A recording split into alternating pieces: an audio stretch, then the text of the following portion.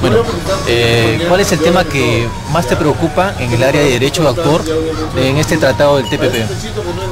Mira, yo creo que hay dos temas que son de mucha implicancia para la protección de los intereses de los artistas y el público en general en Perú.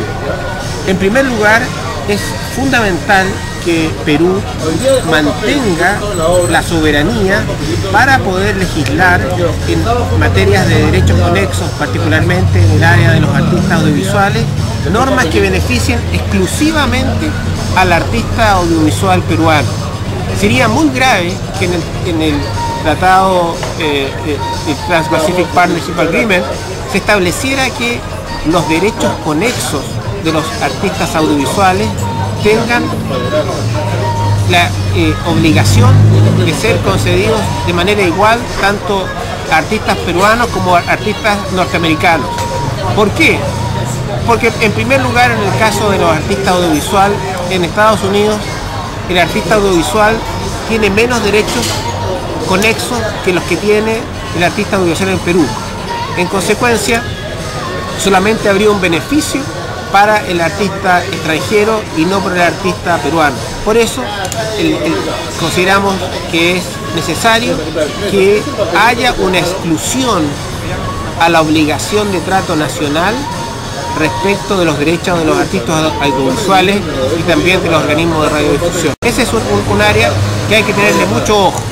Es el segundo tema que creo que también es de mucho interés para la sociedad, para la comunidad, los habitantes del Perú, es que no se extiendan los plazos de duración de los derechos de propiedad intelectual por sobre los que ya contempla la legislación peruana. Y le voy a explicar por qué. El dominio público corresponde a las obras intelectuales que ya no están sujetas a los derechos de autor. Y eso permite que cualquiera persona utilice esas obras, ya sea para aprovecharlas de manera personal, o bien una persona puede editar, por ejemplo, el Quijote y vender libros del Quijote porque están en el dominio público. Una persona puede tocar la música que escribió Mozart, hacer un concierto con la música de Mozart porque esa obra está en el dominio público. La puede disfrutar o también puede generar negocios a partir de ella.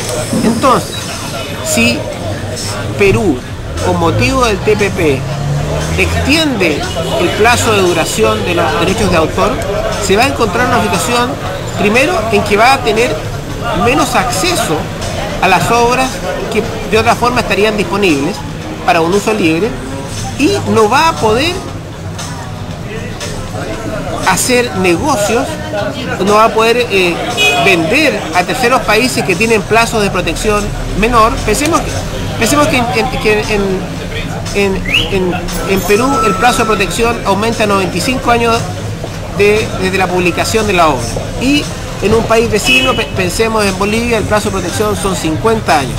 Entonces, una obra que está en el dominio público en Bolivia perfectamente podría ser accedida a través de un libro que ha sido publicado por la industria peruana, que luego es vendido en Bolivia. Pero en la medida que el plazo de protección de los derechos de autor sean 95 años,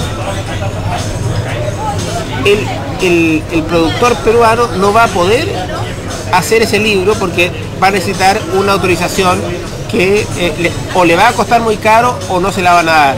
En circunstancias que podría tener un mercado a la cual acceder si su plazo de protección del derecho de autor estuviese limitado a lo que está actualmente. O sea, Estados Unidos lo que pretende...